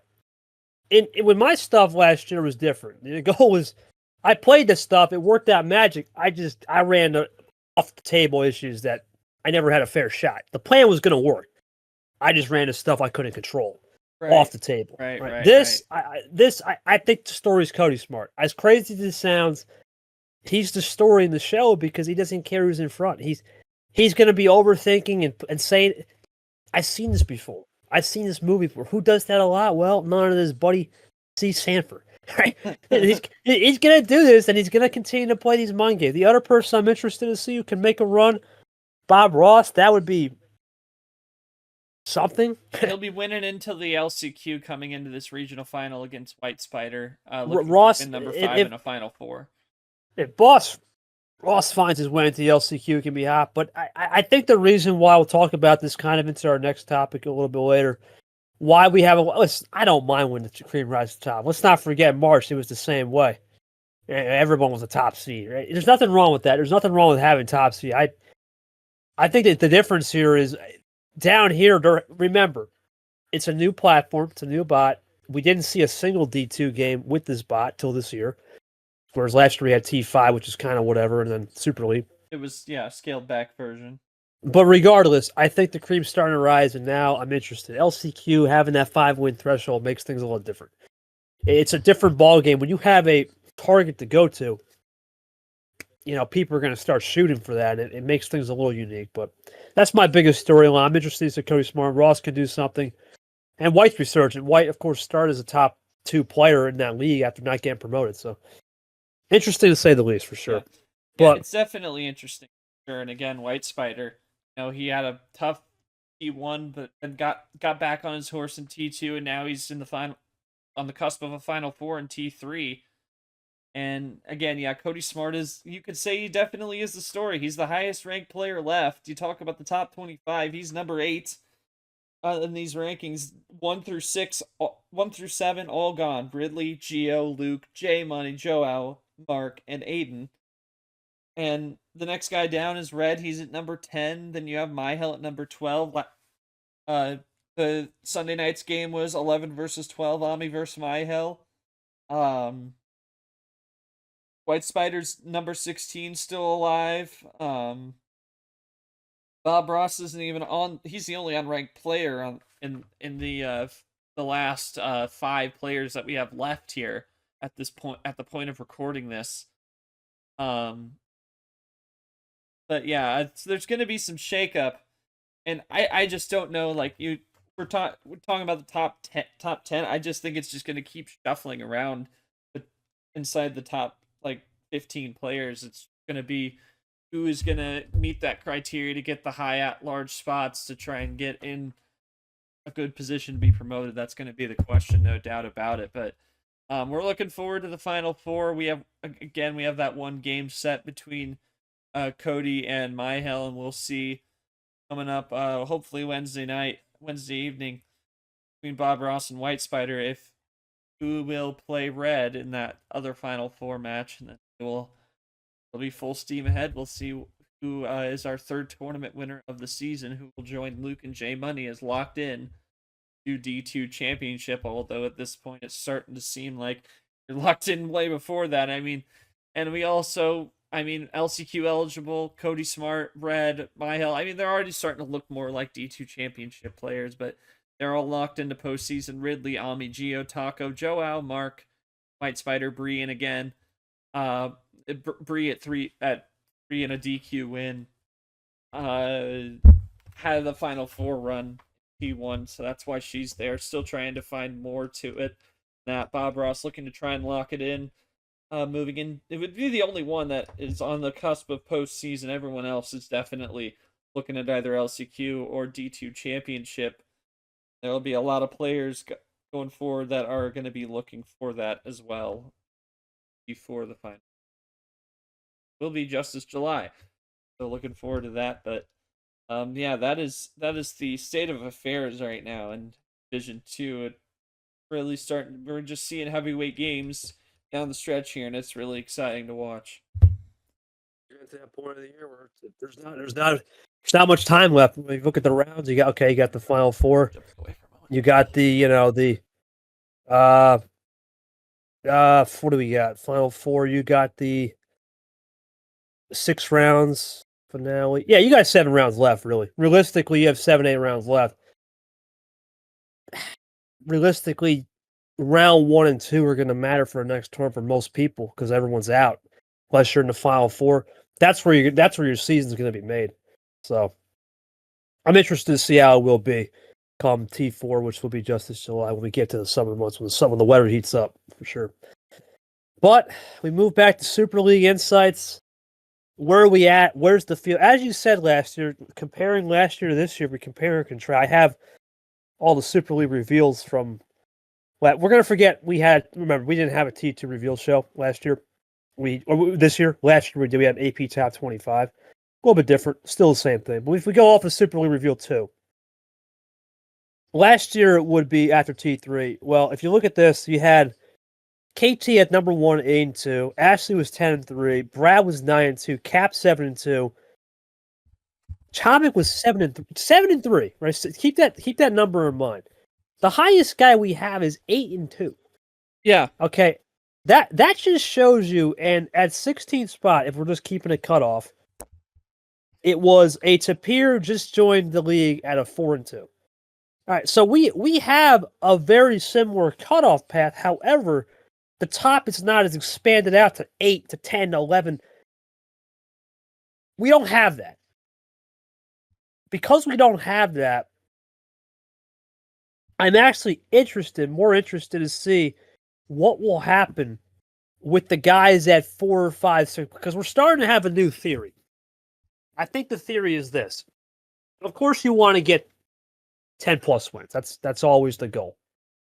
But at the end of the day, The way I see it, man, you don't need 10+ win season this year to make Super League. In fact, I don't even know if you need 10 wins to make a bye. In fact, you might be able, if you have 8 good wins or 7 good wins, that might be enough for a single bye. It's crazy to think that, but that's kind of where we're at right now. We're not in a position where you need as many wins. You don't need as much, per se, consistency because, let's face it, Mac had no consistency. He had double bogey, and he just got a hole in one from 290. You know, that's another level of who knows what can happen at the same time of who gets hot. It's basically like the baseball season. You get hot at the right time, anyone can win. So that's my thoughts on the inside of it. I don't really have much to say. I can't spoil too much, but there's a lot of shocking names that are up there.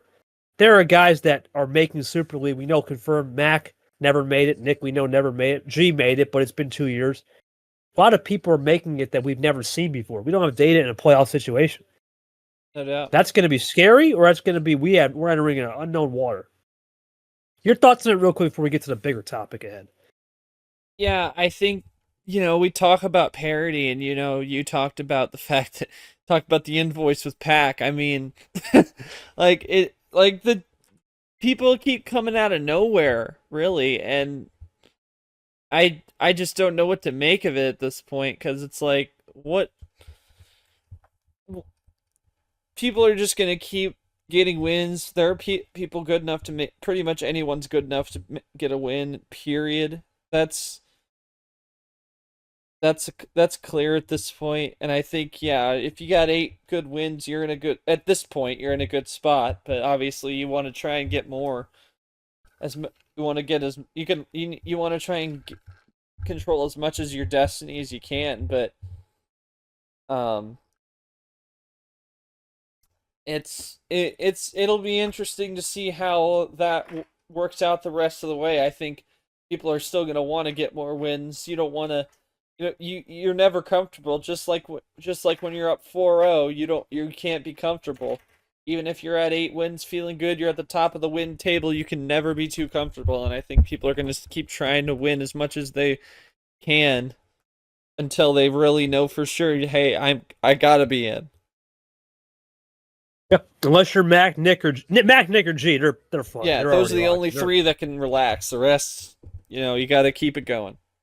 Got to keep it going, right? Anything can happen. Quads can shuffle. Strength of schedule can shuffle. Consistency, top. That's all shuffling, right? Now, I will say, unless you are on if you're on a bye, it's a double-edged sword. If you're on a bye, we'll talk about that in the next episode. If you're on a bye the first round, let's face it, you're people watching. You're seeing how, that's on my resume. They better win, right? Or, hey, it's on my resume. Okay, right? Maybe they can make a statement and help me out a little bit. But I'm just intrigued to say and see how it goes. But this is the more important, the art of the upset. What is the art of the upset? Well, first off, you must be a seed, I want to say 10 or back. 8, 9s or more toss-ups. That's whatever.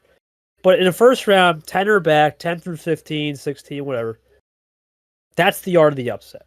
Okay? And to do that, you need to be up 2-0. That's the first recipe. You want to be up 2-0. Right, you're up 2-0 as the lower, so you swept them at home. Which that means you're starting to build confidence. And then you can start to think about, okay, I'm smelling it. Now how do I go back into that favorite mentality of saying, okay, one more win? And what Abian did a great job against me was I remember him doing that 7-card start. Okay, that was great. I literally said in my head, this freaking guy knew what to do. He took the house money gamble, so all right, let's take a gamble here. KT don't go that low. Let's try it. I think I've only went one time in my career when we didn't have 7 cards was Lane. I think in the final I went 7, or lead I went 7. It's the only time I tried it. And it just doesn't work. I don't have that feel. But he said, all right, he doesn't have that feel. We see with Ashley and Nick. Nick didn't have the feel in the upper start, so what does he do? He goes low. That's how you start building confidence for an upset. What happened with Matt Johnson and a lot of these upsets, I look at 37 people that have 100+ starts. 37 people have 100+ starts. That is, I'm not even sure what to think about that. But to me, that just tells me, what is that? It's more than 50% of the league. I have to do the numbers, but that's 9 people. 9 legends have a medal. We've got or trophy. We've got 9 medals, 9 masters. That's 18. We now have 5 people or 4 people. We have 4 people with a medal in veteran class. That's 22. 25 people in this league out of 64 have medals and trophies. Okay, that is unheard of. In a competitive environment, the fact that more than a third of your field has it, that's special, right? That's pretty special. And actually 26, right? Because Gon's he's not playing T4. He's got 26 out of 64. Every class has a medal represented. That's a recipe for seeing doesn't matter. Yeah. Think about Varigol. Varigol's not a 14 seed. Come on. By default, yes. In theory and principle, yes. By the fact that they haven't had it, but they've the experience of being a higher That's seed. it. And I know Cody Smart was talking about this. I said today, the experience is unbelievable. The experience gap is we have too many people. It's narrowing. Yeah, the experience is unbelievable. We have too many people over 100 starts. That's one. And more importantly, forget the 100 starts. If you get your butt kicked on a top player, it's not like the past. You lose to KT or Ashton, you're done. Your career, I'm finished. Now you lose to these guys. Damn, I know how to win now. I see what they do. Close to them. Yeah, you copycat them. It's a copycat league. I hate to say it. The days of getting is getting crazy. The days of getting 3 medals in one season are getting narrower and narrower. Those days where Sanford got his 2 medals back-to-back silvers, they're rare. It's rare as air. Rare as blue lobster. It's just becoming... Experience is too much. People are getting quote-unquote seeded, but we know they have the experience. 26 out of your 64 players have medals. I believe 33 people have Final Four experience. I think it's 56 or something have sweet. That's ridiculous. Everybody knows how to make a run now. There's not one person that I'm just going to root them off. There's a couple people. Okay, maybe just life happens. Unfortunately, some things happened with Eric that happened while we had this break. I wish him the best. Won't say it publicly. Alan, you hate to see it for certain people, right? They're just not going through it. You got to also be mentally prepared, and if you're just not, unfortunately, you can't really expect them to make a run if they got to deal with their own in real life issues. But for the most part, if everyone's locked in, anyone can make a run. Oh yeah, they're locked in. And I think the art of the upset's just going to continue. I know some people don't like parity. I don't mind it anymore. I don't mind it anymore because now everyone can do it. In the past, when it happened last year, I was pissed because it wasn't our bot. I feel people were getting controlled hosings for no reason. It wasn't fun. But ever since we moved to this platform, it's fun again because everyone can control their own destiny. The cards are organized to where you can camouflage your looks 20 times better. You have the card history. You have the stats. You have the pace of play. You have timing that It's more in the player's hands. Last year, I just didn't like it because Nick lost the game 7 because the bot collapses. Come on. It was terrible. It was terrible. Yeah, like there are so many things we could point at that just were bad about upsets last season. But now people, what excuse do you have? I mean, there's definitely moments like the Lane Mac game. He had everything. And again, that's not to say that the bot isn't working. That goes to show that these games can still happen in the game of Uno. Like I said before, we may have all these strategies and all this control that people can take, but it's still coming down to who gets their cards out of their hand first. And if they're in the right place, right time is always going to be a factor. And I just never think we're not going to see no hosings where we don't see a 4-0. Like I said about the Pikachu Noah game in round 1 of D2, it was the card strength metric from the stats department plus 0.6. That is, I think that's the highest one we've had. And again, they're still going to happen, but we're better off for it. We're still seeing way better competition, and we're not seeing circumstances out of our hands affecting our league, and that was the ultimate goal of the bot. Yeah, I don't mind. as a host, this is what you want. You want to get to a place where everyone's. You just don't want to have 6 names. That's it. All right, we know it's KT's turning up. It's over. It's over. We don't want that. The only time parity would not really work is if all these guys make a run. They're on 2 strikes. Then it's like, dude, what the hell? That's where it could get bad. Then I would agree. That's risky because now we're teetering a fine line of what's going on here. But no one's in that situation up here. There's only 2 guys that are even remotely close, and that's Radden and I think Camaro. That's it. Yeah. Right? There's guys who are nowhere right now, and they could make a run as long as they don't mess up. Don't mess up off the table. Yep. That's all you gotta do. But it's an insane season. You have guys like Captain that are on a 4-month winless streak. I just can't even fathom that. We're in June. He hasn't won since February, and he still has 3 wins and is still in the hunt. No doubt about There's it. no more consistency. There's no more such thing as consistency. If you have it, that's just another cap in your feather. Those people are still going to show up, though. Those top players are still going to show up, no doubt. For sure. But they're not. They're never safe. They're never guaranteed. No one's guaranteed anything anymore. That is the bottom line here. Unless you have a tournament win or you're at 10+ wins with a damn good resume entering T5, at that point, yeah, you're pretty much locked. But unless you can clear a bar entering T5 where you know you're safe, you're not safe. Unless you had a TW. And if you had 0 wins and you have 1 win, you're licking your chops. You got house money. Pat Johnson had nothing. And now he's in Super League. If you're Cody Lamas, if you're Arya, if you're, Retro, Rogers, Radden even, the guys that have no wins, Steven, you still have a chance. I can't say people like Allen and Monty, they're going through stuff, but the people that are straight, everything's ducks in a row or not checked out, I guess ALP would be in that situation. Yeah. And you feel you have a good chance to make it happen and you're straight mentally, you got a shot. Anyone's got a shot. There's no doubt. No doubt about that, man. That's all I got to say. It's great to see. I can't. If it happens again, so be it. Who cares if it happens again? We have better tools to understand quad resume, strength of schedule, top 25. Everything's in place. Who's to say if it happens again? We just can't. You know what it says? Well, we got to work harder as a team to get these right people in. What's the problem with that? You got to relish that challenge. No doubt. Even from a hosting site, you got to relish. You cannot just hide from the fact that if these guys 0-1 win, make a run. To me, in my humble opinion, if it happens again, great. I'll shake their hand. Because at the end of the day, those 0-1 win guys, what if they're on your resume? You going to complain then? No? Hell no. They're helping you. The whole point of the system was designed, it's like college basketball or college football. At a certain point, let's say you lose early in the season, especially college football. You're 0-2. Well, with how the system works, you win 10 straight, and those 2 losses are pretty damn good, and you got a good resume, you're in the playoff. Yeah, because ever since the 12 team, that's like, which will expand. Yeah, it will expand. It absolutely will because A, money, and B, more.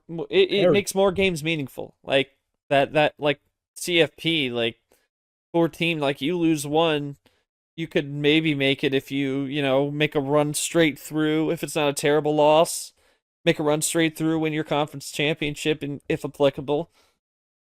But it was only in certain conferences. But now you have 12 teams and maybe more in the future. It makes more games meaningful even if you've lost one. You can afford that, and in this league, you can afford good losses if they're against good opponents, especially. But you can even afford maybe a bad loss. Sometimes a bad loss happens, but you have a lot of opportunities. We have 5 tournaments. You have plenty of opportunities to make your case for Super League, and that's just going to continue to see what happens. All you can ask for. If you're in the entry list, as long as you're not checked out or going through personal situations like Allen and Monaco, you got a shot. Anyone's got. You can't write nobody off. You just can't. It's becoming a who's who. And another thing too, everyone knows each other. You watch these stream games. Some of these moves you see. How the heck is these guys making these moves? Well, because they're learning. James Ellison, Matt Johnson, Zach 103 when he beat Brad. Who had that in the bingo card? So many times you just don't expect it. You don't expect it, but when it happens, you can only shake their hand and say, damn. And you got to respect what they're doing because they're learning. In the past, they wouldn't have learned. They would have been kept getting slapped silly. You know it's a crazy lead when Christian Taga was the win leaders last year at Ashley. And Taga's only got 2 wins this season. I should tell you all that you know about this thing. Nam, 11 wins, only 2. JT has no wins. And it's still unfathomable. But he still can make a run in my heart. Anybody can. And I think that's a great message here because without spoiling too much, it's going to be a crazy week. Super League Reveal 1 comes out Thursday. Exceptional press conference, which will be big Friday. Massive Saturday week, yeah. Saturday we're off, but then Sunday we're back at it, boys. The reveal show is here. I mean, we are ready to go, ready to fire up for a mystery theme that will be named soon. You'll hear it first on this podcast. Pack picked out something great. Oh, it should be a good one. It's a great theme. I'm looking forward to making the intro and everything for it. It's gonna be great. But yeah, it's a great week. Finding out where everyone stands, and obviously we have it's not the happiest of announcements in that exceptional press conference, but it's still a big moment and one that everyone's gonna remember. And everyone's going to want to be there for it. So I highly recommend you're there for that because it's gonna be a big time. And obviously, as of the recording of this, I don't know whether the reveal of round 1 for T4 theme to be revealed will be streamed or not. That will be announced later this week once I know for sure I can stream that because I don't know my work schedule far enough at this time. But yeah, regardless, we're still going to find out who's playing whom. We're going to get right back at it. And also, again, D2 going to be wrapping up T3 here in the next few days, next week or so. And we're looking forward to seeing who will be the next to lock their way into D2 championship. And going to be a heavyweight Final Four, KT, no doubt about it. As we are soon to set that last piece of the puzzle with White and Bob. Looking forward to that. Looking forward to it. Check us out. YouTube, our home base. Well, Short, it's been a pleasure, man. We're back to G. He'll take over. Thank you for coming out here and substituting, do a little fill role, but we're back to the usual KTG. Appreciate him giving me the chair once again. Yep, theaters near you coming soon. We'll have the Super Reveal episode and to pick this crazy T4 bracket, which will be a fun one to help. And for I'll everybody say, here. and I'll say one thing though. Here's a hint on the theme. Pack brought those trillions to maybe another table that you'll find out here soon. All right, looking forward to it. As always, guys, check us out. Help the team out a little bit. Leave a little bit of a review. You know what's up. Let us know who's going to make the at-large bids as we get ready for Super Reveal 1. For myself and Short, it's been a pleasure. We'll see you for the next episode. It should be episode 11 on the season, talking a little bit about that Super League. Where we stand for this road to Bangkok begins now. Have a good one.